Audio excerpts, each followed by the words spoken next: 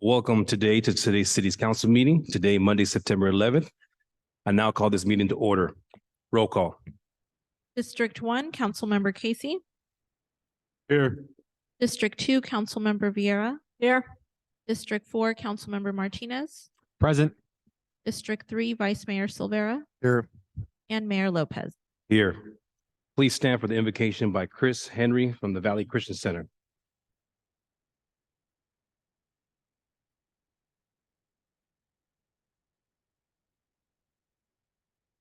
Father, on this special day, 22 years ago, we saw men and women lay down their lives, forfeit their lives for others. Son said, greater love has any man than he laid down his life for his friends. And we honor these lives today on this special day, on this 9/11. Lord, I pray for this council today, as the members and the mayor gather together to discuss everything that's affecting our city more. May you give them the wisdom and the direction that they need for this city to function adequately. Lord, I pray that in all things, your Son is glorified. We pray this in Jesus' name. Amen.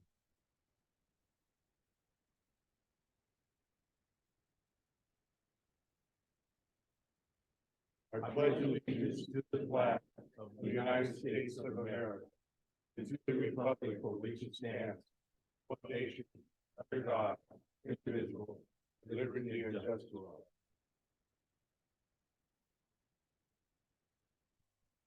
Welcome. Today we have a presentation followed by two proclamations. We'll begin by giving the Crosstown Showdown winners between Central Valley and Ceres High their certificates today. So congratulations to Central Valley High School for their win.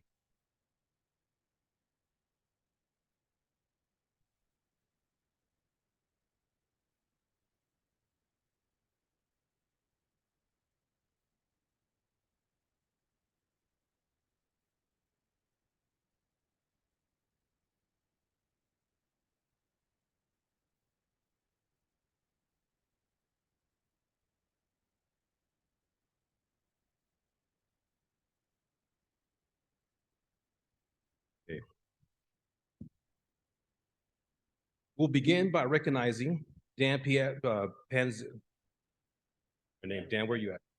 Okay, there you go. In the Ceres Unified School District, thank you for your dedication in coordinating the second annual 2023 Crosstown Showdown between Ceres High School and Central Valley High School.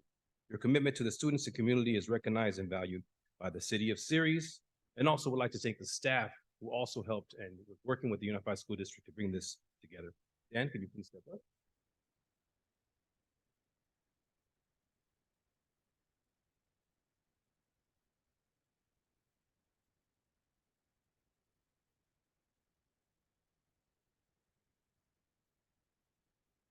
Thank you.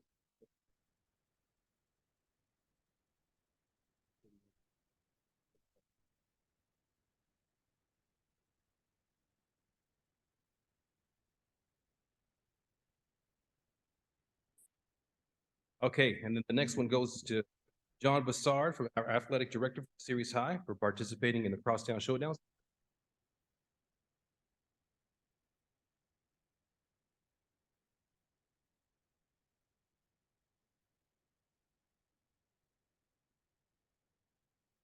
And of course, Greg Madney, the athletic director from Central Valley High School.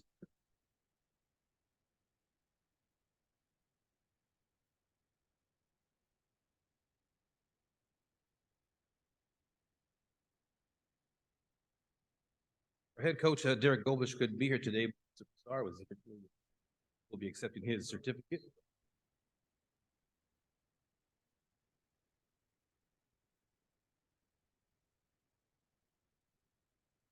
And if I can have the Central Valley football players, please stand behind me. I'm going to read names and I'll hand you guys certificates. I know some of you guys here. Juan Alonso, Central Valley High School varsity football team. This is congratulations to the winning of the 2023 Crosstown Showdown. Juan, where you at? Where you at? I'll actually have everybody.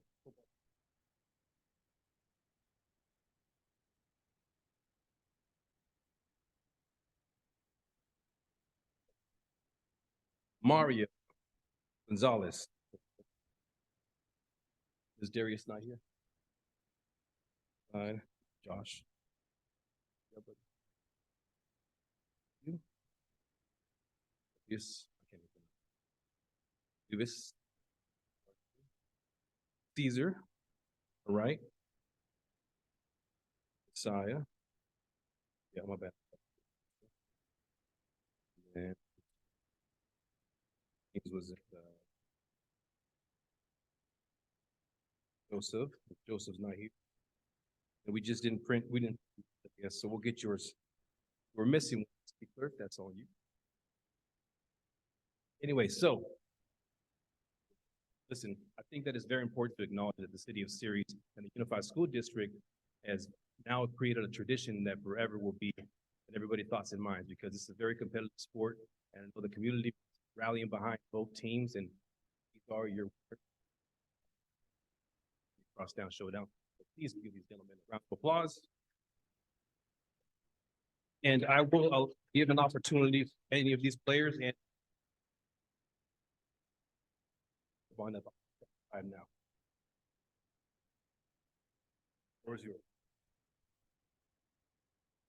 I just want to thank the city on behalf of the school district and on behalf of both high schools. This has turned into a very well attended event, and with the help of the city and just our brainstorming about manage the event, it was safe, and we had a ton of support from the city to make that happen. And it was a great event all around, regardless of who wins and loses. It's safe and well attended. And we have that Ceres unified and the city of Ceres pride that we have going on here across schools.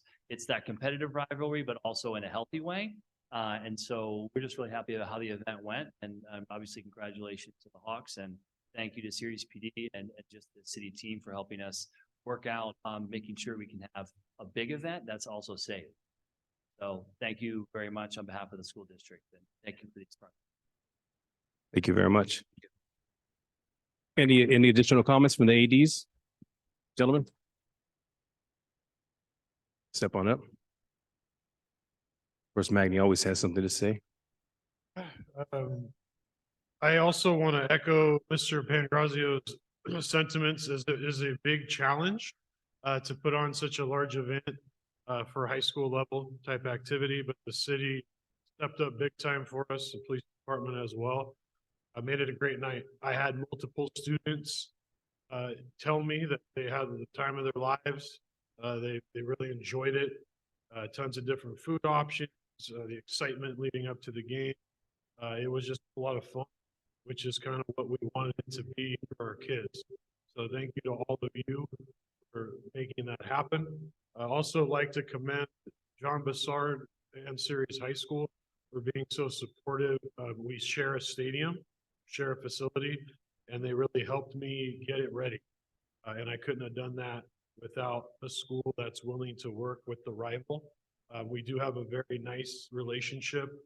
I know other schools and cities that have two high schools don't necessarily get along as well as we do, but we do have a healthy relationship. And I think on the field of play, that's where you compete. That's where you get after it a little bit. And our kids showed up and they did a great job. They got that trophy back for our campus, and next year it'll be spirited again. So we look forward to it. But this year, congrats to our boys on a hard fought win. Thank you. Congratulations. Anybody else like to speak? We're good to go. Gentlemen, congratulations. And I'll actually bring this back to the council if they would like to make some comments. I just want to congratulate you guys. 2 weeks ago, I sat here and proclaimed that I was going to support Ceres, and you guys made me eat those words. So thank you for that. To you seniors, congratulations. You brought the trophy home. Any of you juniors up there, you got to fight hard next year to keep it. So congratulations, guys. Anybody else? I just want to thank you. My son played football as well as Central Valley Hawks, my nephew, and he was just thrilled to death to know that you guys got the trophy back as well as I am, especially since we're Hawks. All four of my kids went there. I appreciate everything you guys did. I know how hard it was. My son was a center, and he worked really hard work there on that offensive line. So I appreciate everything you guys did. Congratulations and keep up the great work. All right, gentlemen. Mr. Vice Mayor, go ahead, sir. Yeah, those of you know that I'm a Series Bulldog born and bred, and unfortunately I was out of town for the whole thing. But I just want to tell Mr. Broussard, don't replace that open spot in the trophy case because that trophy will be coming back. As a matter of fact, Vice Mayor, I forgot to bring you your, actually, here it is. Sir, here's your Kleenex. Central Valley, go Hawks. You guys have a wonderful evening. Casey, would you like to say anything, by the way? Sure. I would like to congratulate the Central Valley High School football team. You beat Ceres, and last weekend you beat my grandson's team, Modesto. So congratulations to you guys. Stay healthy, continue your education. As you seniors graduate, be sure and continue your education. And congratulations again. Thank you, gentlemen. Yes, have a wonderful evening. Thank you.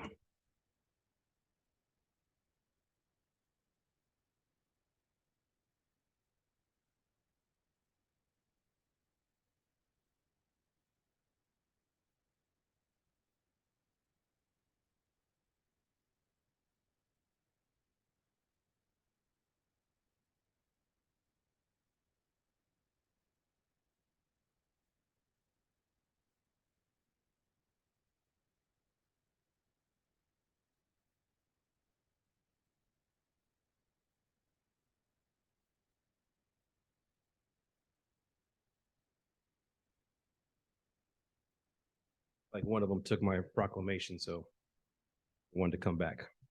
Okay, we'll begin with our proclamation declaring September 11th as 9/11 Day of Service and Remembrance. Whereas on September 11th, 2001, the American people endured the worst terrorist attack on USA soil in the nation's history. Courage and heroism in response to this tragedy, Americans across the country came together in remarkable spirit of patriotism, unity, and carried out countless acts of kindness, generosity, and compassion. And whereas community organized and family members of 9/11 victims began observing the anniversary of September 11th as a charitable service day to honor the memory of those who are lost and those who are united in response to the tragedy, including responders and volunteers. And whereas participating in service and remembrance of activities on September 11th is a positive and respectful way to remember the lives of those lost, pay tribute to those who rose in service, and honor those who continue to serve our country today, including the active duty and reserve soldiers and their families, veterans, and first responders. Now, therefore, I, Javier Lopez, the mayor of the city of Ceres, on behalf of the city Ceres Council, Vice Mayor Brett Silvera, Council Member James Casey, Rosalinda Vieira, and Daniel Martinez, do hereby proclaim September 11th as 9/11 Day of Service and Remembrance in the city of Ceres and encourage citizens to honor the lives of those lost through participation in community service, remembrance, and ceremonies for days throughout the year. And those who will be receiving this proclamation, fire department, please come up here.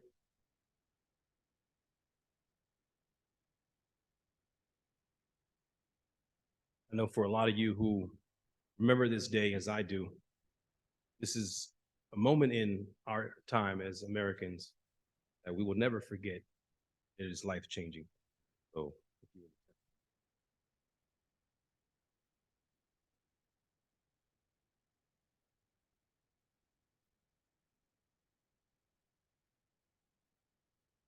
Good evening, Mayor and Council. We tried really hard. As you could see, we tried to have an engine company here tonight.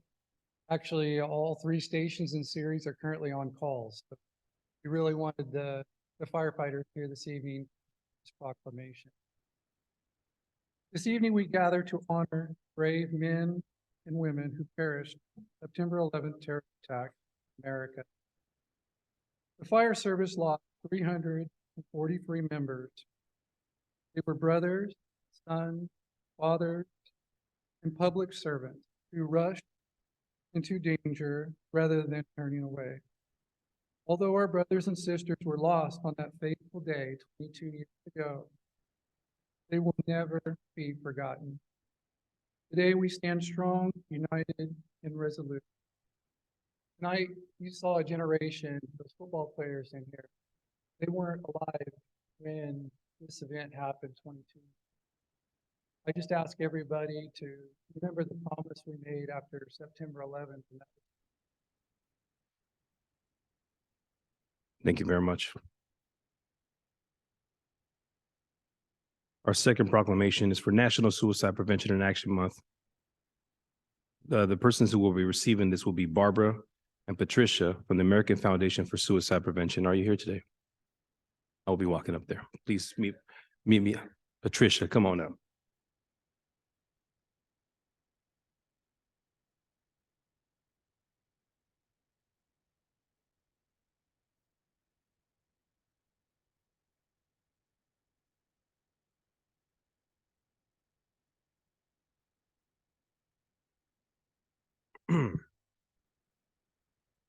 Declaring September 2023 as National Suicide Prevention.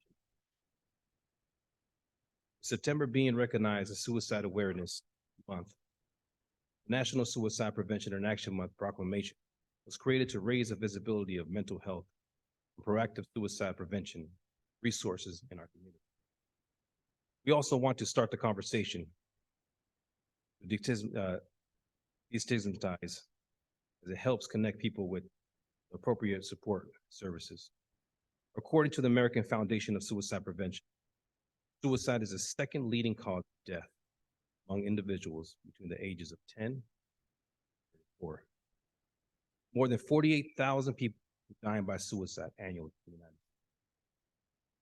According to HOPE, the day of AHFTD, an average of 132 suicides occur daily. Each one directly impacts 100 additional people, including friends, service members, families, social media connections, and City of Ceres publicized places a full support behind those who work in this field of mental health, education, and health. We encourage all residents to take time to understand mental health, our education, and recognize that we need to take care of our mental health. We take care of each other. I, Javier Lopez, Mayor of the City of Ceres, on behalf of the City of Ceres Council, Vice Mayor Brett Silvera, Councilmember James Casey, Rosalinda Vieira, and Daniel Martinez, do hereby proclaim today, month of September, as 2023, as the National Suicide Prevention and Action Month, City of Ceres. Before I hand this over, I'd like to tell anyone out there who knows someone who needs the help, try to be there as much as possible. This is something that I believe society is trying to figure out.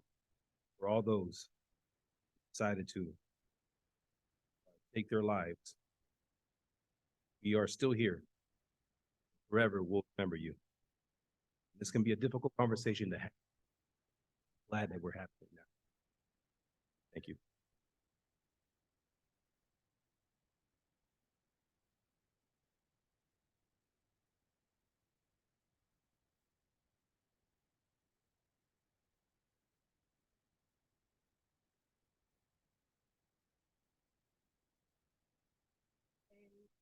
Thank you. I am here on behalf of the Central Valley American Foundation for Suicide Prevention, the Modesto chapter, and our Out of the Darkness Suicide Awareness Walk is September 30th.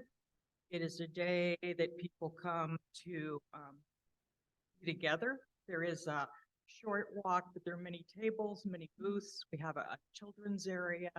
It's just a really good way to kind of connect resources for people that are dealing with the loss of someone, as well as look into volunteering. We're always looking. Again, I appreciate the support. Thank you very much. Is there any comments from the council? Yes, you may. Thank you for coming today. I am been working with Esperanza and Barbara regarding the Out of the Walk. I also have the online fundraiser for it, and I look forward to being there for that event as well. And I want to thank you for incorporating me into that, as that is a huge problem that we do have. It is definitely have a stigma in this society and in culture regarding mental illness. And as a social worker and working in counseling, I see the stigma and I see the effects it has on lives and people personally every day. And I'm glad we're bringing awareness to this, and I look forward to being there at the walk with you guys. Thank you. Thank you. Anyone else? Councilmember? Sure. Thank you, Patricia, for coming. Your sister did not quite as good a job as you did tonight last year. Yeah, thank you. And we look forward to supporting the prevention walk September the 30th, the last Saturday of the month. Thank you again, Patricia. Thank you. Now moving on to citizens communication. While the city council welcomes and encourages participation in the city council meetings, adopted rules allow no more than 5 minutes. Resolution number 2007-106 for expression of non-agenda items. Matters under the jurisdiction of the city council and not posted on the agenda may be addressed by general public. However, California law prohibits the city council from taking any action on any matter which is not posted on the agenda, unless it is determined to be an emergency by the city council. Citizens are entitled to address the city council on any agenda item subject to the environmental provision. Anyone wishing to address the city council must adhere to the rules of decorum. The rules of decorum are posted outside the chamber's doors. Are there any comments on Zoom? Those hand raised? There are no hands raised on Zoom. Okay, any members of the public that would like to make a comment, please step up to the podium and state your name. Gene Yakeley series. About 2 nights ago, I was looking at the city for those who sign up, get the next council meeting sent to them of the agenda. And on the agenda, there's an area, if you scroll down many pages, a register of audit, and I guess the last one on there was dated 8/16/2023 to 8/23/20. Proceed to make sure you turn the timer. Sorry about that, Mr. Yeagley. Mr. Yeagley, are you going to make a comment on a particular agenda item, or you're just? Yeah, am I stopped or something? I wanted her to start the timer. Did you want to talk about item number 4? I just wanted to clarify. We're in citizens communication. I just wanted to make sure I didn't want to waste your time. This is Different? citizen communication, right? Yes, sir. That's what okay. So as I was saying, on the register for audit that was online below the present agenda for tonight, there's an area there on the voucher list, invoice 47915. Kind of caught my eye. Maybe it's been there before. I don't know if this is a recurring amount of money. But when you read what it is, it seems to bring up something. May 2023, cannabis legal services. There's a lot of legal services in that listing, and pretty much you can decipher that. But what is and it was for amount of $1,440. Can I get somebody to answer that? Mr. Yeagley, are you referring to item number 4 on the consent calendar? Because we're in citizens communications. I just wanted to make sure. No, I'm not on. You're not on number 4. You just have a question. I just had about that. I was online Okay, and I went down the voucher list, hammers, all kinds of stuff. right. I got you. I got to this one invoice 47915. I thought, wow, I don't know if I've ever seen that before. Maybe I passed it up. And it was for August 16, 2023 to August 23, 2023. And invoice number 47915, May 2023, cannabis legal services for amount of $1,440. I don't know what it's for. I'd like an explanation for the city to get an explanation too. Yeah, we'll get you an explanation once we go to the consent calendar, because I believe that is on item number 4. If it is a registered audited demand, are you referring to today's city council meeting agenda? I Or was it a different one? haven't even looked at that. So this is something I got I haven't looked at. Okay, No, we'll try to figure that out for you Okay. if it's different from today's Okay. agenda. Thank you. Anybody else? Dave Pratt series. The last time I came up here, talking about the infestation of the foxtails.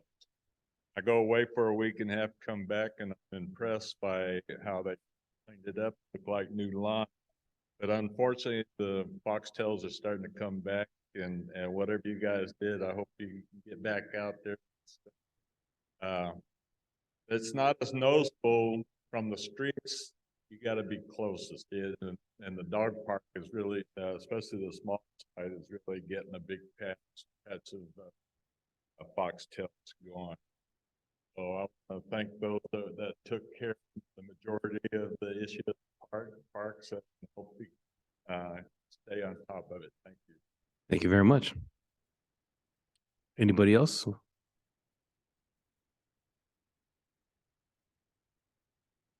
Is there anybody else who'd like to make a comment on citizen communication? Okay. I see a bunch of nods. Okay, was there any emails, Christina? There were no emails. Okay, thank you very much. Citizens Communications is now closed. Is there a conflict of interest declaration by any council members? Seeing none.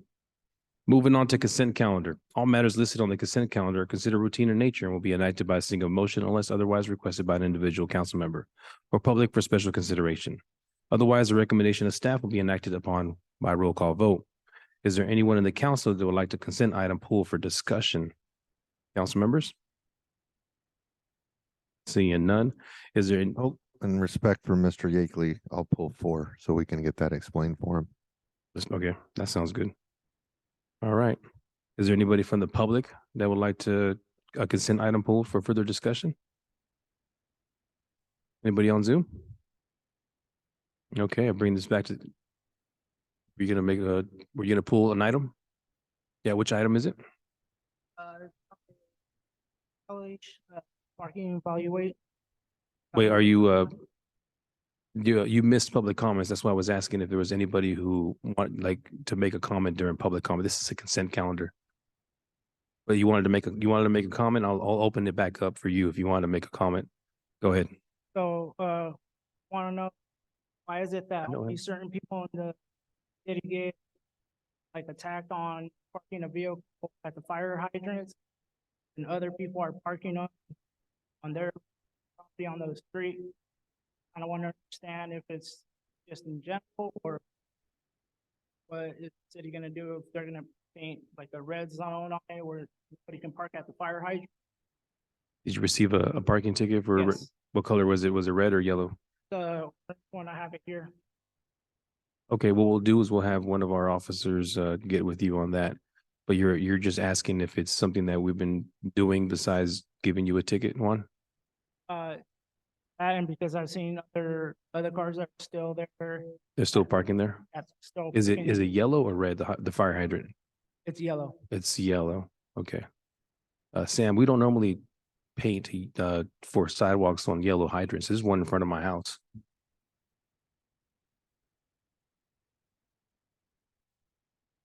Okay, I think the microphone's on.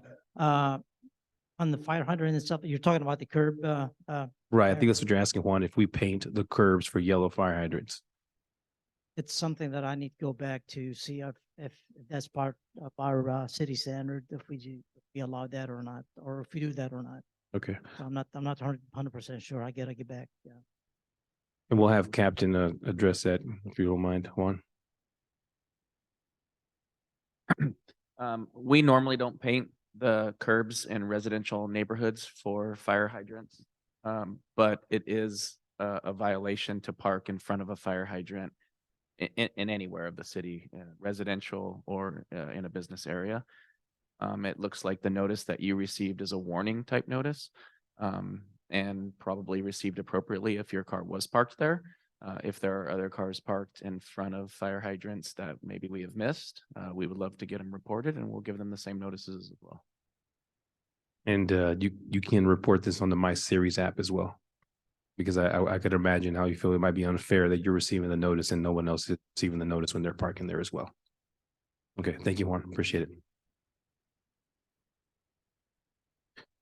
Going back to consent calendar, we had item number 4 that was pulled, so now I'm looking for a motion. Make a motion to approve items 1 through 3 and 5 through 14 of the consent calendar. Second. Roll call, please. Councilmember Casey, Yes. Councilmember Vieira, Yes. Councilmember Martinez, Aye. Vice Mayor Silvera, Yes.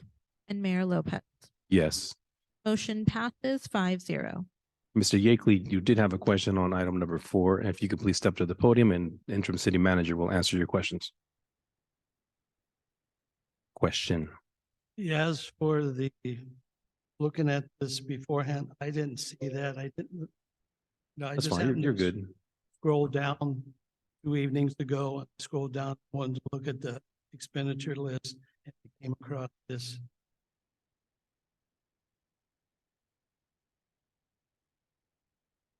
Invoice 47,915, the 2023 cannabis legal services for $1,440.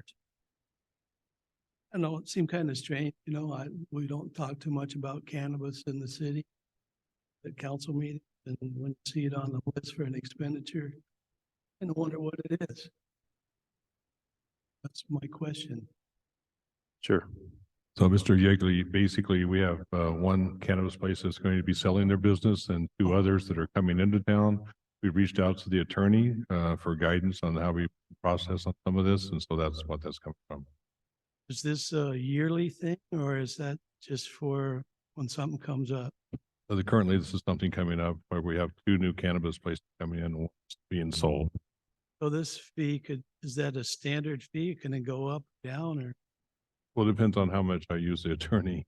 It depends on that fee, how much you use the attorney? on how many questions we have for her. Like how much you use pot too? Enough or not? Okay, thank you. Thank you. And bring this back to the council for, actually, is there anybody else who'd like to make a comment on item number 4? Anybody on Zoom? There are no hands raised on Zoom. I'll bring this back to council for a motion or discussion. Make a motion to approve item 4 of the consent calendar. Second. Roll call, please. Councilmember Casey, Yes. Councilmember Vieira, Yes. Councilmember Martinez, Aye. Vice Mayor Silvera, Yes. and Mayor Lopez. Yes. Motion passes 5-0. Moving on to item number 15, resolution number 2023, declaring certain city-owned parcels as surplus land pursuant to the Surplus Land Act and authorizing the city manager to conduct negotiations for the disposition of the surplus parcel. And this goes to Christopher Home.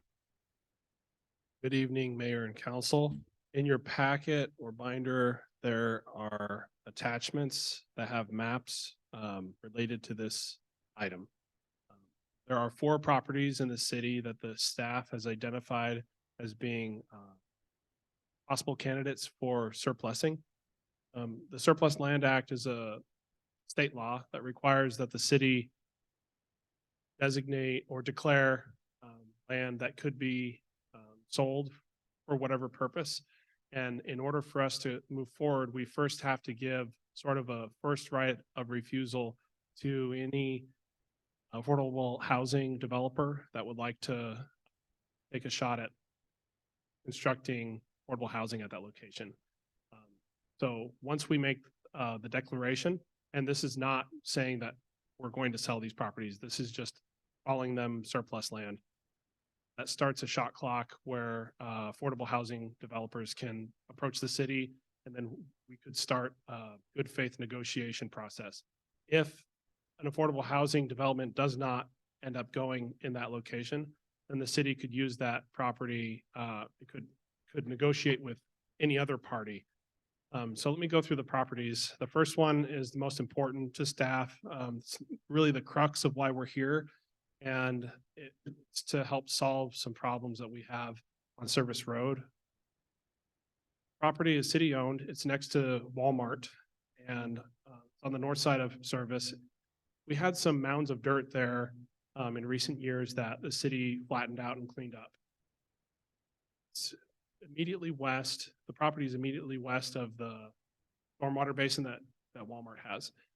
And thinking is if affordable housing goes there, well, if affordable housing doesn't go there, then what we could do is negotiate with Walmart to have them move their stormwater basin over, move the driveway that they've got on Service Road to align with the driveway on the opposite side of the road where Ceres Gateway Center is, create a four-way intersection. City would get compensation from selling the land as well. So that's the first parcel. The second and third parcels are adjacent to each other. And they are in the downtown area between 5th and 6th Streets on North Street. So this is one of the properties has the Whitmore Mansion on it. Drive by the mansion, you'll notice that there's a field immediately south of the mansion. There's a tree line, and it almost looks like a vacant property that's separate from the mansion. In our downtown master plan, we have this area designated for housing, and this could be a potential site for housing. So this would be, if the city is interested in designating or declaring that this land is surplus, then we could move forward with affordable housing or a housing developer in the future. I'd like to point out that parcel 3 currently has a house on it.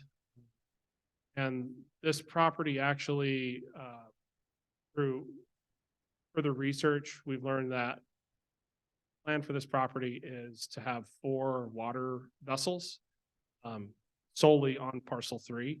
And that's related to the well that we have on the corner, the southwest corner of that property. So actually, the staff is recommending that we remove this APN. I'll get the APN in just a moment from the list. Through this research, we found that it's more important to keep this property for our own purposes for the city to use for those water vessels. Last property is parcel number 4. And this is on the corner of Hollister and Arthur Way. It's the size and shape of a regular single-family lot. It's a dirt lot. It used to have city well. That well doesn't exist anymore. So it's just a dirt lot that the city owns. It's in a neighborhood that has a lot of other housing, and it could fit easily one house. So this would be one that if the city council is interested in declaring that this would be surplus, then we could negotiate and sell this property. So let me go through the ends just to be completely clear on the record. The one that's really important, that staff feels is very important for us to move forward with is APN 053-013-015. That's the one next to Walmart. The property that is needed for the city to use for our water vessels that we'd like to remove from this list, and accordingly, we'd like to remove it from the resolution that we have before you, which if the council agrees, could do so by motion tonight, is parcel APN number 127-015-018. So that's the one that we propose to be. Parcel that has the Whitmore Mansion on it is 127-015-017. And the small lot on Hollister is APN 127-002-047. Have any questions on here? Thank you very much. We now open this to the public. Anyone in the public that would like to make a comment? So Yakeley, please step up to the podium, sir. Uniquely serious. Chris Holm, there's some reason, I mean, it was on to the people subscribed to getting a council meeting. There was some, as you go down, there's some photos and stuff. There's some reason why it wasn't up here tonight. And my other reason for bringing that up is there's some people behind me that I asked to come tonight, and for them, they probably have no idea where some of these places are, and it would be nice if people on Zoom who could see these things, because descriptions, you know, most of us know the major streets and stuff, but some of us don't know exactly where these parcels are and stuff when you're talking about. Can we correct that in the future? Mayor, would you like me to answer? Yes, sir. Go ahead. I'm sure. Okay. We could yeah. do that. I mean, you know, when we have visual things, we have a better understanding, and the people live in the community, they have a better understanding. Yeah, I lived here a long time, what's going to be on the corner or something, you know? Thank you. Thank you very much. Is there anybody else in the audience who would like to make a comment? The folks in the back, did you guys have any comments or questions? Thank you very much. Anybody on Zoom? There are no hands raised on Zoom. Okay, I'll bring this back to the council for comments and questions. Council? I do have actually, Mr. Silvera, I see your button has been pressed. Go ahead, I have sir. a couple things. Thank you. First of all, on the Walmart parcel next to their storm drain basin, I believe that's a separate issue from the mistake that was made on Service Road and the intersection, not Walmart intersection, not matching up with the Gateway Center. I believe the city made that mistake, and we're probably going to have to be the ones responsible for fixing it. How this parcel comes into play, I've yet to be able to figure out. If we move the entrance to Walmart over however many yards, 100 yards, they will then retain the same amount of land to the east of the entrance. So why the parcel's a part of it, I'm not sure. Nobody really has been able to convince me of that, but I guess that's a work in progress. Second thing, parcel number 3 on 6th Street, that's not really why we own that property. That property was traded, just to be clear. 2 parcels we traded for the person that owned 6th Street because we needed parcel number 3 for tanks for the well. So that's really what happened with parcel number 3, and how it ended up on the list, I'm not sure, but I'm glad we're probably going to take it off. My last question is parcel number 2 has a portion of it that is directly between the well and parcel number 3. And if we're going to put tanks on parcel number 3, maybe this is for Sam, will the pipes go underneath the ground, or how will that work? If we sell that parcel, somehow that water or whatever is going to be in those tanks is going to have to go across parcel number 2. That doesn't seem to make sense to me. It seems like that parcel number 2 should have a portion of that included in 3 or included in the well site. If you look at the plan and we were to put tanks on parcel number 3, after that house is gone, how is the water or whatever it's going to be in those tanks going to get from that well to parcel 3? That's all I have. Thank you. If you don't mind, Vice Mayor, can Christopher answer your first question real quick? Sure, go ahead. So the idea with the property that the city owns next to Walmart is that through negotiation, Walmart would be, again, we haven't started this negotiation at all with Walmart. I want to make that clear. First, we need to go through the surplus land process. But assuming we talk with Walmart, the idea would be to sell city property in exchange for a negotiated deal for them to move and construct that 4-way intersection. So it would be sort of a trade-off of they would be gaining land and we would get compensated for that. And we would wrap into that deal, moving the stormwater basin as well as the driveway and fixing the section there, their cost. So your goal in doing it that way is to get them to pay for the intersection mistake That's the by idea. giving them that land? Because they're going to pay for it one way or another, instead of just moving the intersection and the entrance to Walmart over to the west and having this parcel and surplus land be a completely separate issue. I don't think it really could be. I think Sam might have more insight on the technical part of I had a that. question for Christopher real quick before you went to Sam. I thought the idea of this surplus land was to get developers to want to build affordable housing, not to pony Walmart into doing something else. Yeah, so we don't want to get ahead of ourselves. Talking with Walmart would only be on condition that we go through a good faith effort, negotiating sale of the land with any affordable housing developer that may be interested. Assuming there is no interest, then it goes back to the conversation that we're having. Councilmember Martinez, I can further explain a little bit about this.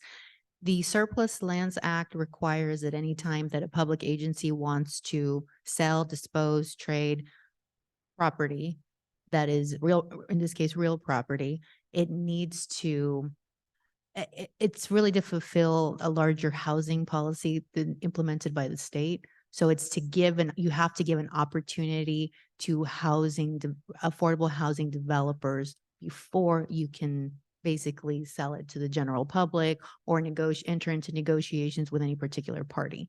So the idea of this particular agenda item was to include a list of parcels that the city may need free of that restriction in order to have negotiations with other parties. And so we're just trying to fulfill that initial requirement first, let that process play out, and then we're free of that restriction. Thank you, Nubia. I'd like to go back to my original question a long time ago. Have we had conversations with Walmart about moving the entrance so it matches up with the intersection at Gateway? And if it was our mistake to let it be built that way, then we would be responsible for paying for it. Have we had those conversations? Irregardless of what happened to this parcel of land to the west, have we started those conversations? Yes, we've talked with Walmart. The city sent Walmart a letter requesting that they move the driveway. Walmart refused to move the driveway. So if the city council would like to move forward in a different direction as far as fixing that problem through city fund, then we could, I mean, if you want to have that conversation, we could that direction. So that letter sent to them would have included that they would pay for that mistake and not ours, when it was probably our mistake to have it designed that way. I want to move forward with whoever it takes. If it was city's mistake, we need to fix it. There's been several near crashes and crashes already in that intersection. We have got to fix that as soon as possible. That's the thing that I hear about from the community more than anything right now, because of all the development and traffic on Service Road. We need to fix that intersection. If we need to pay for it, we need to pay for it. And I believe that's the reason why we're trying to negotiate. Well, we would in good faith, right? Trying to negotiate that. I think that we'll get there. No, we're trying to get them to pay for it by giving them some land. Why don't we just fix the intersection so nobody dies? That's our responsibility, because it was poorly designed, and we need to fix it. No one's disagreeing with you. If we offer that to Walmart, maybe they'll agree. We offer to Walmart that the city will pay for that. Maybe they'll agree. I'm guessing it wasn't offered to them that way. I don't think we had an opportunity. We haven't had an opportunity to offer them that deal just yet, right? Because this is coming to us first. So you're absolutely right. No, we should move forward to repair that intersection. It's bad for the community. I'm getting the same emails and same DMs in regards to your same exact concerns. People are going to die in that intersection because at maybe no fault to the city right now, but the way it was designed, people are making crazy turns and trying to go from one side of service to the other. I'm not saying it's legal, but I'm saying people are going to die. And there's already been accidents, and there's going to be more there. So there's been some attempts as soon as possible. There's been some attempts by Sam to try to correct some of those issues, but it hasn't really been effective because people are just not paying attention to signs, and they know they shouldn't be going straight, but they turn right anyways into that Uno's parking lot. So I agree with you, Vice Mayor. So I'd like to see as soon as possible a copy of the letter we send to Walmart, or the communication saying that we're willing to make those changes if they're willing to move the entrance before we move forward with any land acquisition or any of that. We just need to move the entrance to Walmart as soon as possible. It's that simple. So when we create that letter and send it to them, we'd like a copy of it, please, and also their response. And if we have to pay for it, then so be it. But that's a separate issue than what we have here today. So, correct? Right, which is a good idea. So I agree. So I know interim city manager wanted to make a comment real quick. Sure. Yeah, I was just going to clarify something. So, well, we have reached out to Walmart, but Walmart owns that land, so we can't automatically put a road in there. So we're trying to work something out with them.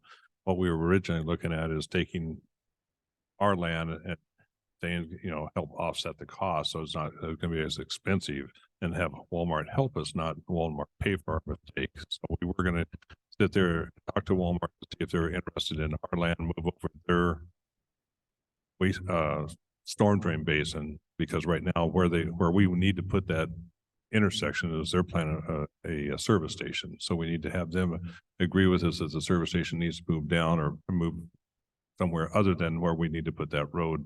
And so we have had some preliminary discussions with their realtors and some of their upper management regarding that. We just haven't done it full force because, as a newbie was saying, we have to go through this process before we can allow anything, because they're not willing right now to move their stuff until we start. Right, they're offering them not willing to something. pay for it. I agree, but if we're willing to pay for it, they may be much more willing to move that entrance if they don't have to pay for it. It wasn't their mistake. No. Okay, so there's two issues in hand. So you're suggesting that we move forward with changing that intersection immediately, correct? Vice Mayor? That's for a later meeting, and I'll bring that up when we talk about I just what we wanted to make want sure. on the agenda later. But if we were going to talk about that land and why we were trying to give them that land, that this was the perfect time to talk about that entrance. Well, okay, so you agree we need to move forward with something like this first before we have that conversation, Vice Mayor?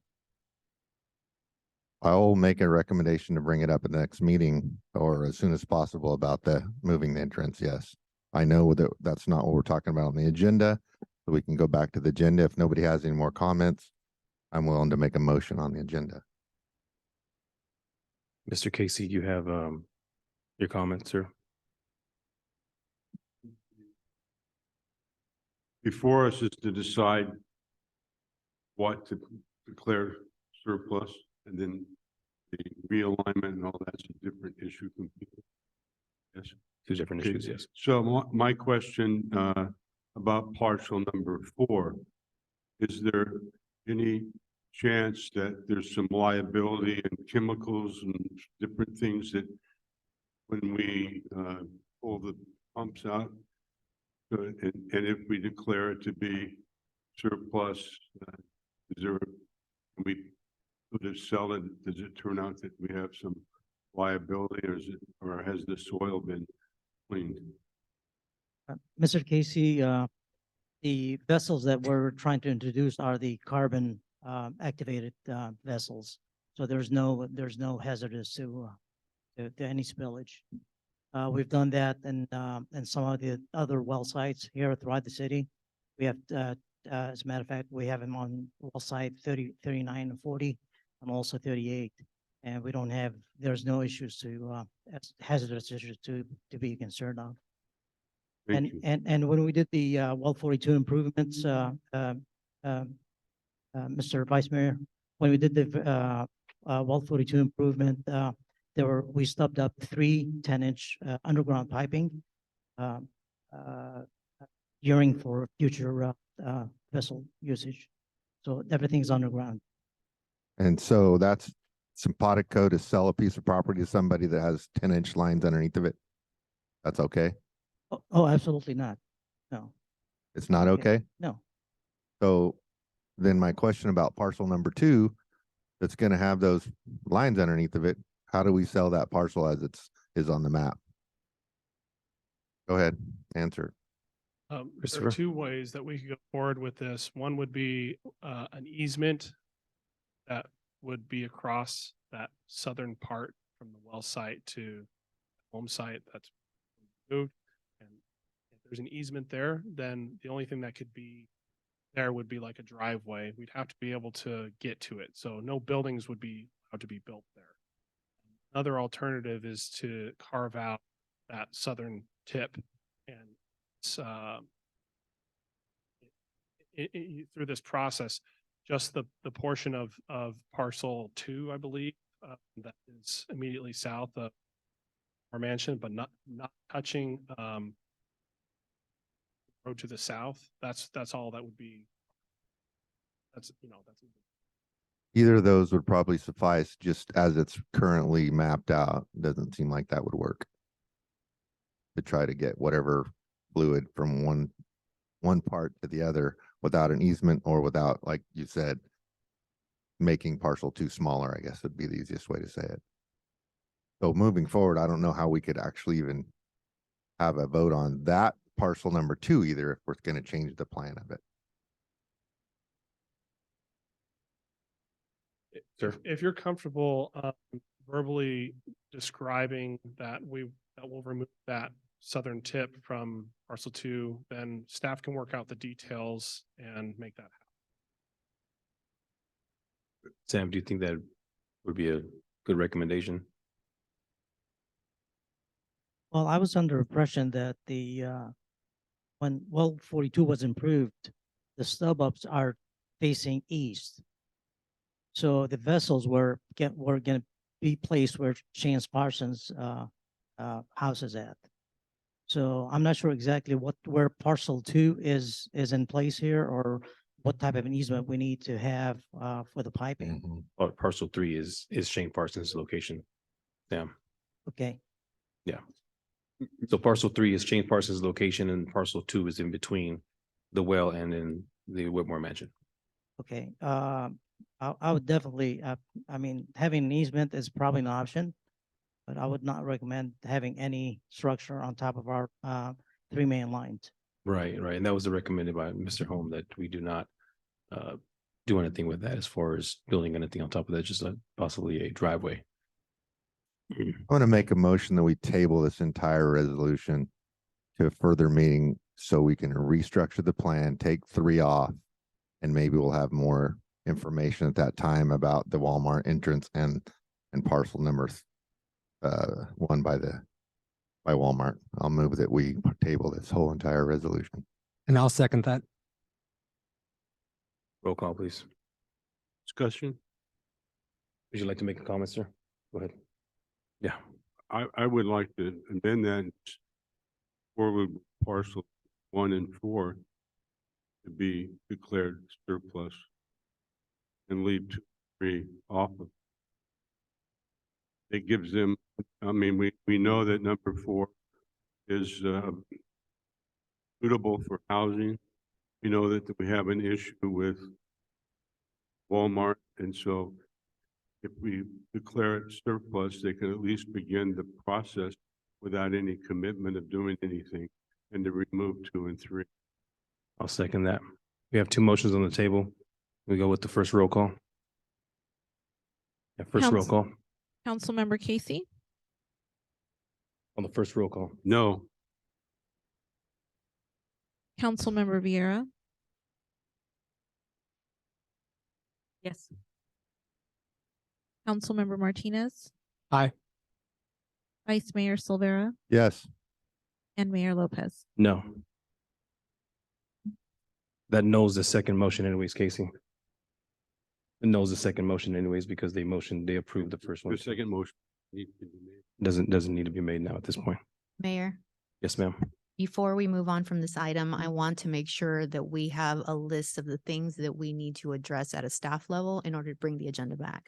So what I heard is the council's requesting as part of the motion, clarity or a little more information regarding Walmart and the moving or restructuring of the Parcel entrance. 2 and 3. Right. And then the staff looking into and clarifying the options on how to get water from the pumps to parcel 4, I believe. I think that parcel 3, 4, you said, I'm sorry? No, that That was would be eliminating parcel 3 completely because Well, 3 is being eliminated. The question that the vice mayor brought up. There's underground pipes already, according to Sam, correct? Is that Walmart or is that Shane Parsons' location with the underground pipes? Just for clarification for a future meeting. So there's already underground pipes already going from that well to parcel number 3, correct? No? No pipes. There's a future stub up, Mayor, that it's east to the well improvement. Okay. That's where we stopped them at. Oh, is that where you stopped them? Okay. so correct, Nubia, we're removing 3 completely and looking at what we would have to do to parcel number 2 to make access for water or fluid, whatever to go through So there. the 2 items that staff will bring back further information with an amended resolution to remove parcel 3 is to address the Walmart issue and the parcel 2 easement or configuration of the parcel. Correct. That's what I heard. Correct. Mr. Mayor, Yes, for sir. clarification real quick, we have the picture up there on the viewers. So what we're looking at for parcel 2 and parcel 3, parcel 3 is out of the question. Parcel 2, we're looking at the north lot line of parcel 3 going west prolongation straight across, basically. Is that what you're looking for, Vice Mayor Silvera? So we can cut that off and turn that into part of parcel 3 so that we can have protect the 3 10-inch lines underneath and It no could- one's building on it. It could be along that lot line. It could also be along where the bottom of the 45-degree angle next to the well. It could be that much too. Depending on what it takes and how much space those lines take. Just reconfiguring parcel 2 to be able to have those lines go across it to parcel where parcel 3 I'll currently clear is. it with Public Works to see where the 3 10-inch lines are exactly, and we'll go on one of those 2 lines, sir. Exactly why Okay. it should, this was Mr. Martinez's idea to table it. Thank you for that, Daniel. Can we go back to Walmart just for clarification for staff? Can we go back to that Walmart? You want to jump on this one? Yeah, go ahead. Jump in. And after. Sorry about your I leg. think for me, at least for number 2, was whatever Sam needs for our water to be efficient. So if Sam needs something, that's basically going to be my priority is the water for Ceres. I'm making sure the pipelines are exactly what he needs for the city to be secure. Once that's outlined, and again, I don't know. I don't have that kind of magic, so I wouldn't be able to make that designation, but that's what I need before I would be able to vote. Something, Sam? Yeah, can I state one thing, Mayor? Yes, Uh, and then we'll go to Casey. We do have an improvement plans for future connections to the vessels, and I'll be more than happy to share that with council. need Sure. be. Thank you. That should be a part of the next report, next staff report. Mr. Casey? Mayor, we had a motion before and voted 3-2 to table. There's really no need to continue the conversation. Actually, we need a clarification according to Nubia. She wanted clarification for staff to bring back. It's all it is clarification for information to bring back to staff. I just want to make sure we're on the same page. Can we go to the Walmart now? So we can get, I think everybody, that was it, right there, Walmart. So bring this back to council for what is the clarification that you guys need on Walmart's location?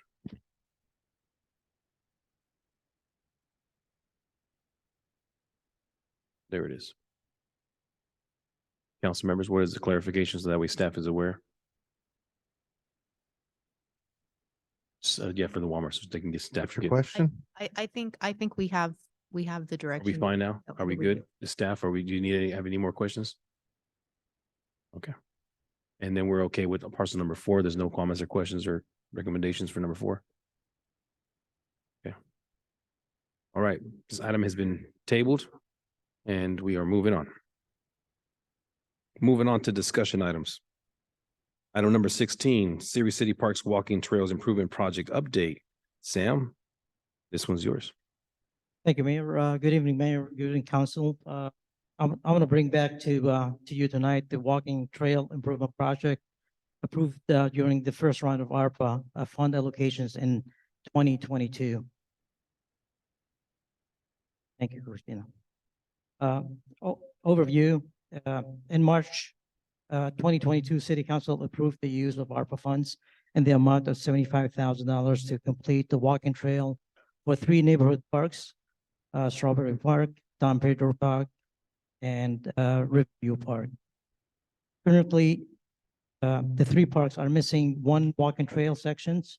By adding the trail improvements, the park will then have a complete loop from one end of the park to the next, which I'll demonstrate on the next slide. On April 2023, City Finance Director presented Council with an update on the first round of ARPA expenditures and the project status. Council was informed that $75,000 was approved for the walking trail project, which was insufficient to complete all 3 parks. Council then directed staff to provide the total costs of the project for the council to revisit a future date. Next slide, please. Thank you. Construction cost for Strawberry Park, presented by dashed line, a walk path along the east side of the park with approximate length of 700 linear feet and about 4,200 square feet of concrete improvement for a total cost of 85,000. This includes grading, irrigation, and landscaping. Next slide, please. Construction costs for Don Pedro Park, presented by a dashed line, a walking path along the south side of the park with approximate length of 600 feet and about 3,600 square feet of concrete improvement for a total cost of 74,000. This includes grading, irrigation, and landscaping. Next slide, thanks. The last park, which is Riverview Park, which sits between Canyon Drive and River Park Drive, presented by a dashed line on the walk path along the west side of the park with approximate length of 400 linear feet and about 2,400 square feet of concrete improvement for a total cost of 49,000. This includes grading, irrigation, and landscaping. And to the east, the dashed line along the park with approximate length of 300 linear feet and about 1,800 square feet of concrete improvement for a total cost of $46,500. This includes grading, irrigation, and demoing the existing pavement along that path. This would bring the total of the grant total of $95,000. Next slide.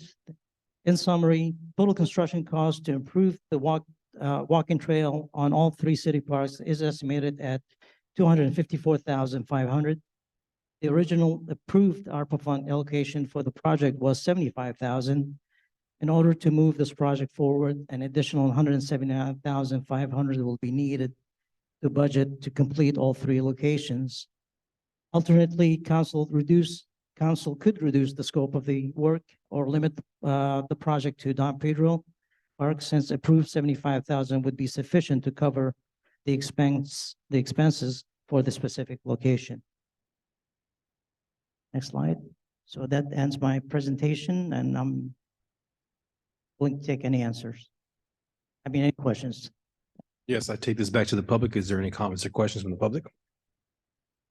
Mr. Yeakley, please step up to the podium, sir. Uniquely Series.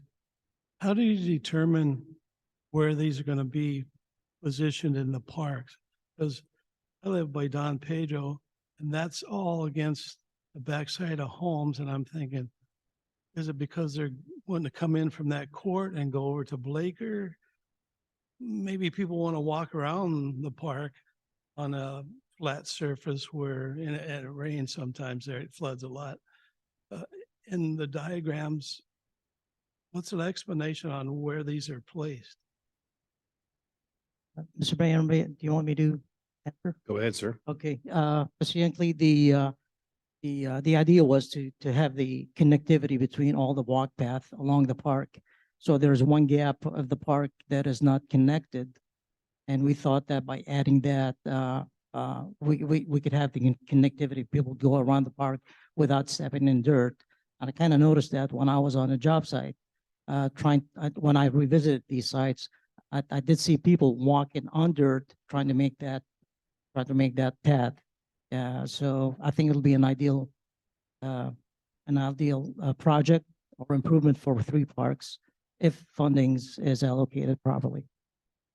But is there some reason why it's not around a park completely? Not just that one, the other ones too. I'm not sure exactly what the thoughts of it was. It just this was discussed in the past, way before I was with the city of Ceres, and the funding that was talked about was specifically for one park, not for three parks. But the way it was presented to council during the ARPA fund, they included the three parks, which it's impossible to do those that type of improvement for 75,000. All right, thank you. Welcome.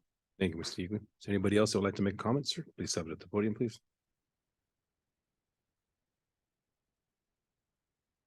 Good evening, council members. John Warren, City of Ceres.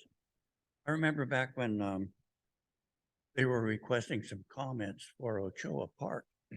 had some public meetings and asked the public what they would like to see or would like to have done at a particular park. And I didn't see any of this take place with these three parks. If someone sat down and decided how they might want to do them, rather than maybe asking the public, posting it on some type of website to get some opinion and feedback from the people that live in those neighborhoods. Who came up with these designs? Maybe like Sam, he went over there and looked around and decided how he might like to do it. There's people that live in those communities. Maybe we should ask them how they would like to do it. Thank you very much. Thank you, Mr. Bourne. Sam, those, the way that these were set up and designed, was it something that you just received and you were just moving forward based on the direction of the city council to the previous meeting? Mr. Mayor, I'm not sure exactly what really happened in the past, but this is something that the park staff had some discussion with the previous directors about adding those gaps, the missing gaps. It might have been something that the city residents complained and asked about, because I did observe that when I did my visit. I noticed people during the morning were walking along the dirt area, trying to get their workout around the park. And imagine if you're in the park and you're going in a U shape, you're going back and forth without going in circles. So I'm not sure exactly of how, Gotcha. Could Mr. Interim City Manager, could you guys pull that back up on the screen and show us the? So if you look at the diagrams that Sam presented, all three of them have the same thing in common. Basically, we're trying to do a loop of each park, and it's connecting where the sidewalk is not connected at all. So if you look at the first one, slow down, Christina. If you look at that one, basically you can walk along the sidewalk on the left, on the south side, east, west side, and the north side. Then it dead ends. That checkered area that Sam has put in there now connects it over back, so you can do a complete loop of the lot or of the park. If you go to the next picture, under Don Pedro, you have sidewalks on the west, north, and east side. Then it dead ends, and the area along the house, you have to walk through the mud or everything else that Sam was saying.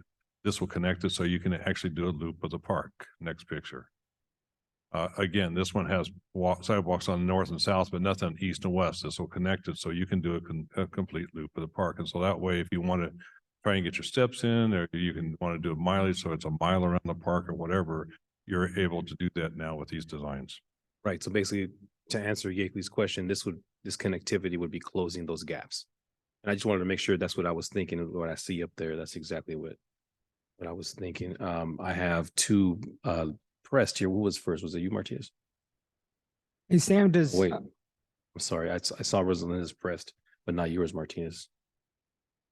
We've been skipping her all day. Miss go ahead, Rosalinda, you mind Rosalinda. going first? I'm sorry. Yes, please tap my children. Go ahead. Partly on both. I have one for Sam. The first question is, as you know, I live directly across the street from Strawberry Fields. And I know you have a pump there that likes to go down frequently. Now, does that path going to interfere, since I know the walking path on that side? And I'm sure you've seen them. I have walkers and runners that are in my district that are running that at 5 o'clock in the morning barefoot. He's out there running all day long at various times. But I want to make sure that it's not going to interfere with the well that's right there that. Ms. Vieira, I noticed the well, that's why you see that little wraparound on Strawberry Park. You see that little offset, that little jog.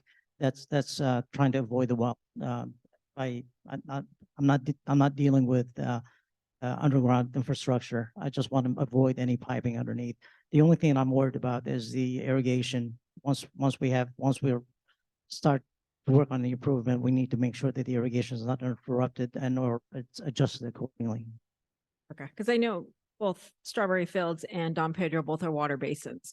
So I know there's a very limited walking area that you have anyway. So I understand the path part of it and being limited as to where you can put it because of the basin design at those parks. So I think that was just my main concern, was just the ability of not interfering with the infrastructure of your well that is right there at Strawberry Fields.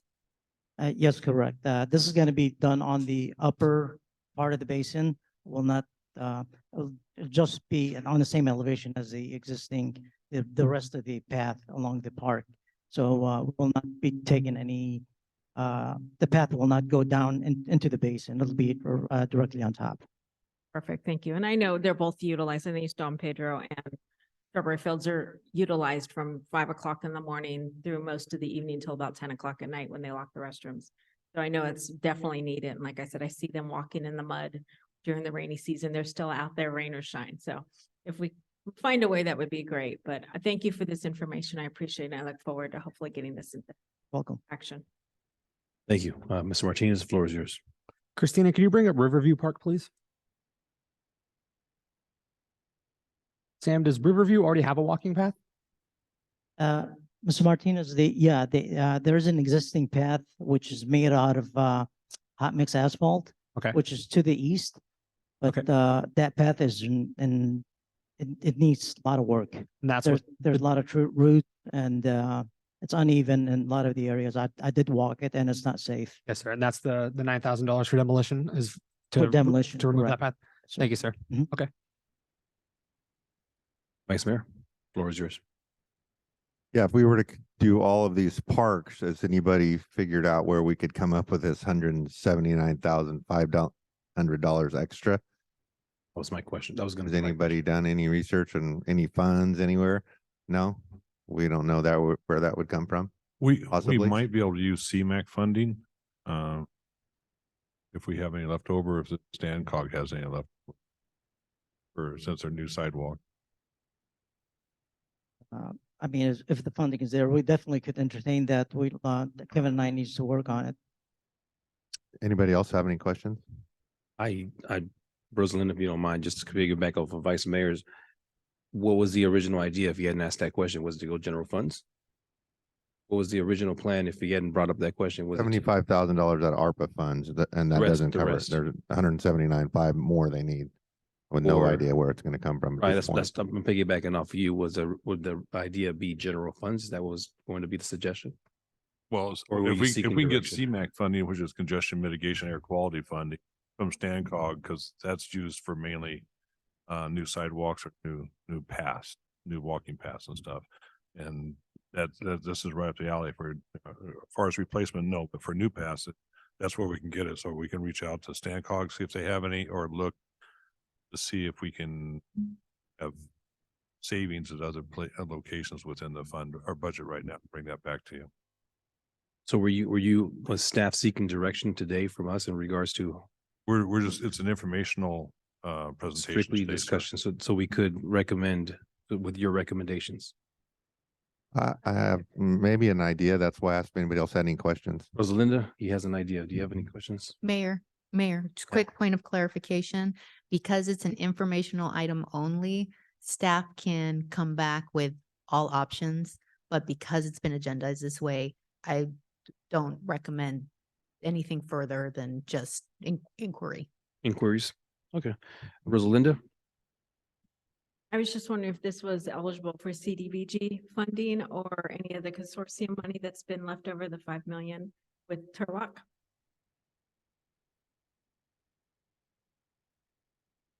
Consortium money, I don't believe it would qualify. CDBG, Christopher, that an option? We've used CDBG funds for sidewalks. I don't think we've used them at parks for sidewalks, but we can definitely Yes. look into that. I believe there was still some money left over, I believe, from the Turlock Consortium that was still usable, but we needed to present something to them. And I'm wondering if this is something we can present to help fund based on the leftover money that wasn't utilized by the entire consortium that Turlock still has. We can check into that. You guys got that note? Just want to make sure she's chasing that 5 million. Just don't forget that. Yeah, You- I would recommend at this point, we use the 75 to finish Don Pedro Park and would like to see that on the next agenda. And let's get that park done. And while we try to figure out the funding for the other two. Nubia, Can we motion? No, but again, the collective inquiries from the council will give staff options to bring back. Bring back a resolution covering Don Pedro only at this point. I recommend Can I that. get a consensus from the council? Left, yes for me, consensus. Okay, full consensus from the council. And then all the additional items, Mr. I mean, we're trying to make your life easy. You know that, right? Okay, thank you very much. Let's move on to item number 17. Mandatory commercial recycling services implementation. Sam? Mr. Mayor, City Council, I would like to introduce Tony Cordell. She's our public work admin analyst for solid waste to give us a presentation on this topic. Good evening, Mayor and Council. I'm here to briefly provide information on Assembly Bill 341 in the City of Surrey's mandatory commercial recycling program and its implementation status.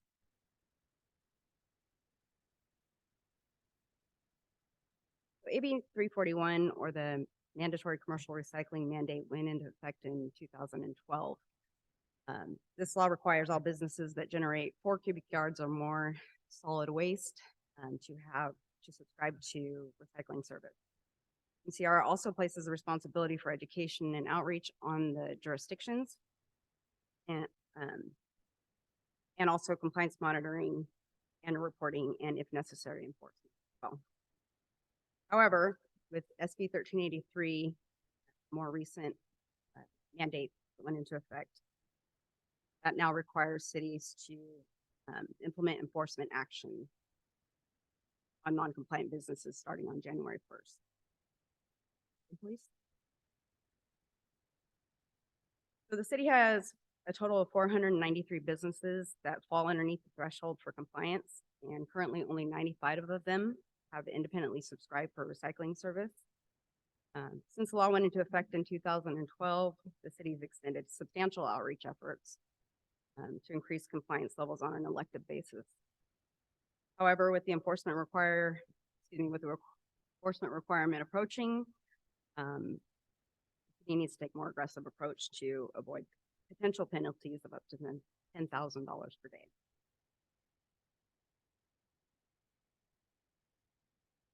So since 2012, when this mandate went into effect, the city has utilized a vast array of different outreach avenues to inform and to encourage affected businesses to comply. Businesses received a letter and information on the law sent to them on an annual basis and included a questionnaire regarding their recycling programs, several informational flyers and billing inserts, as well as website information, social media posts, postcard mailers, newspaper articles and advertisements, site visits, and personal contacts have been made to offer assistance with compliance on a voluntary basis. AB 341 recycling program requirements place the responsibility for obtaining recycling service on the businesses. However, with SB 1383, that broadens the scope of the jurisdiction's responsibility and places the burden of enforcement on the city. So to ensure that the city is meeting our mandated requirements, automatic service start for recycling collection will be implemented for the remaining 398 affected businesses that are currently not in compliance. We'll be delivering 90-gallon recycling carts, the same size that we have at residential homes. These businesses beginning in the end of this month, late September, and the additional charge will be added to their bill in November. So next slide, please.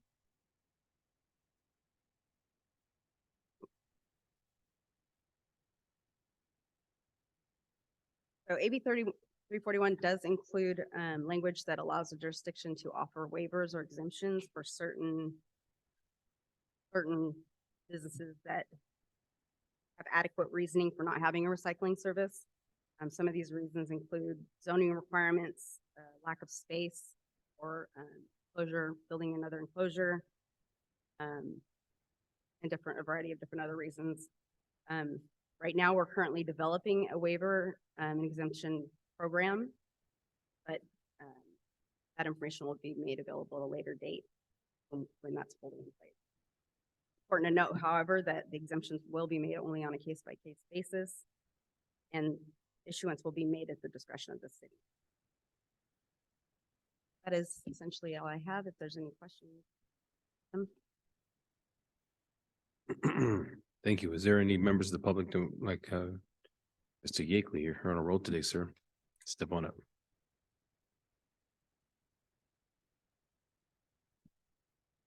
I got a question, as far as the exemptions. And this is, your presentations directed to businesses. Well, they come in here several times a week. I assume that they're giving the city a series an exemption because these rooms that we're in right now, rooms upstairs and the back, they're collecting money. This facility is in business. They're drawing in people to spend money. And if this is considered a business, what about our garbage situation out here? You got people that come in and cater, make a mess out there, throw some of their trash in there. How does this affect the community center here? To me, it's a business. Thank you, Mr. Yakely. Yes, please. Are correct. Government facilities are not exempt, and we do here at the community center and every facility have recycling and or.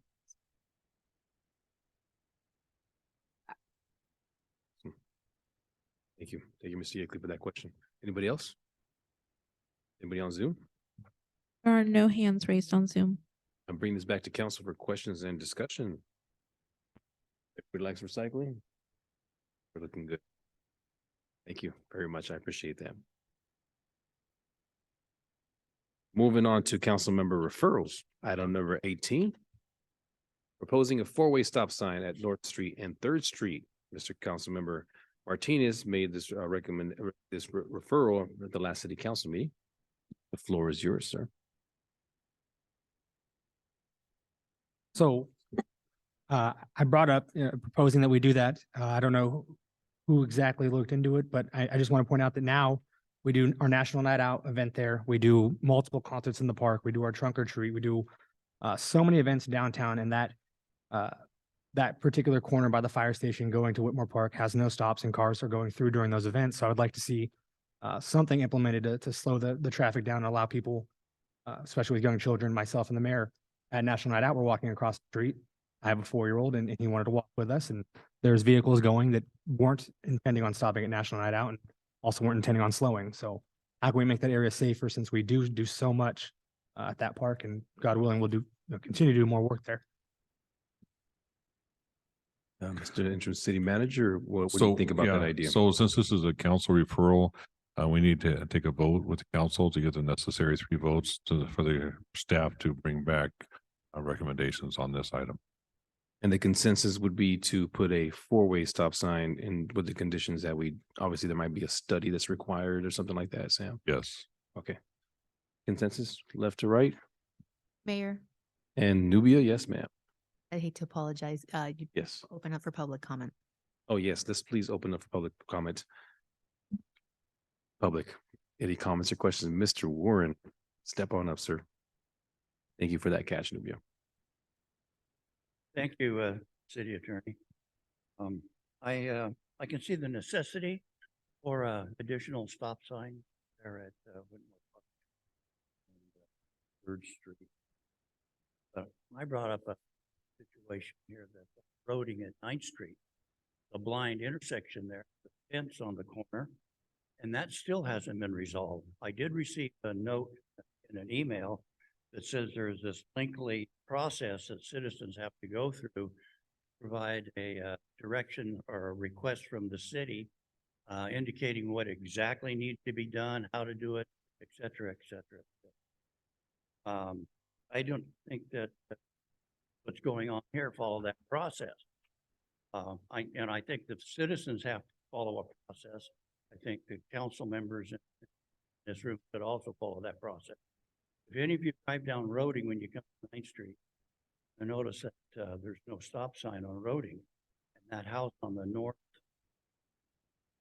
corner still hasn't had the bushes and stuff trimmed. So the people that are coming south on 9th Street have to stop there, but when they pull out, you can't see oncoming traffic.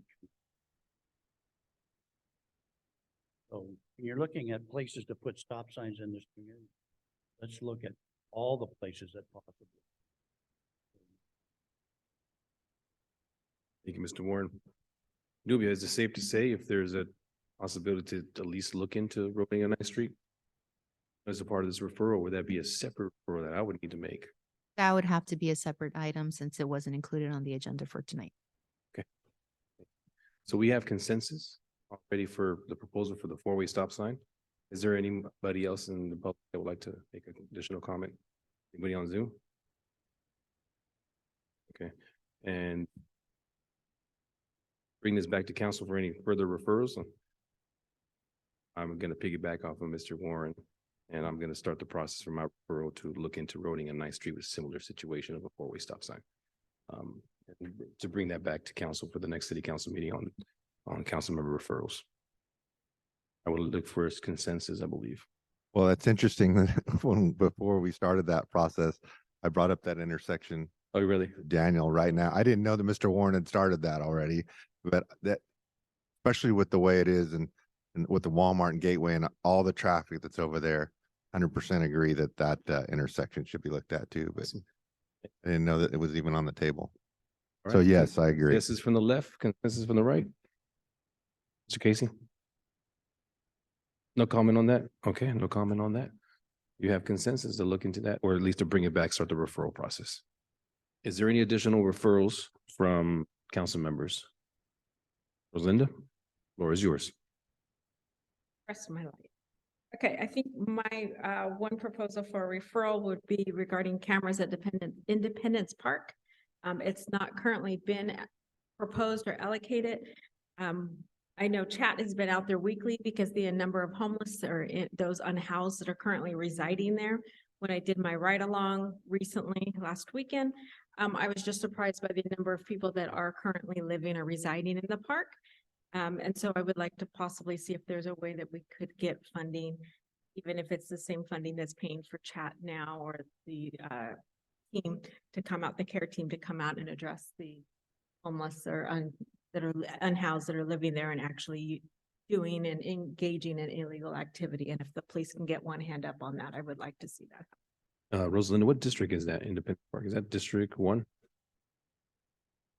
Is that? It's right behind DD's on Richland. Oh, okay. Close to where I live? Okay. It's fine. It's all public. We don't have any cameras on there, gentlemen? We don't have any cameras at all? Okay.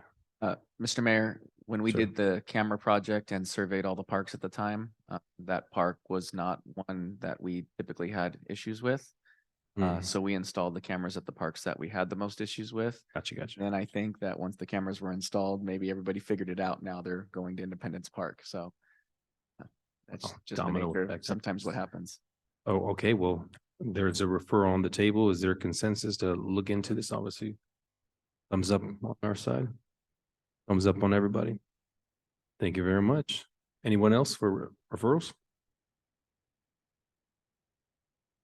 Okay, seeing none. Moving on to reports. I have no reports. City Council, do we have any reports? Rosalinda, is that your original? Okay, that's brand new. Okay, Rosalinda, you're good to go. Rosalinda, floor is yours. All right. Economic development, I've been trying to go business to business as much as I can. I know working makes it a little difficult. I see a lot of businesses are still very thriving. We have several that are opening, so I'm trying to coordinate with Tamara to have and the chamber to make sure we can get some more open houses and just welcome the businesses in town.